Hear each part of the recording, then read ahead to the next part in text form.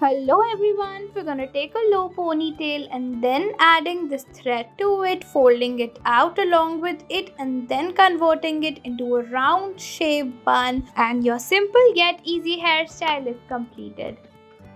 Next, we're going to start by taking some hair at the back, securing it with rubber, then dividing the remaining hair into two braids and folding the braids into opposite direction like this, and your beautiful hairstyle is completed. Adding this clip to enhance its beauty.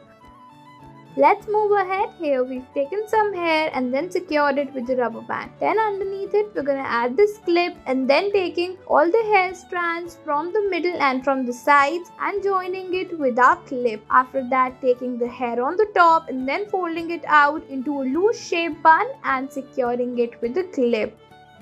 Next, we're going to start by taking all of the hair using our finger to make a straight bun and then adding this clutcher, and it is ready.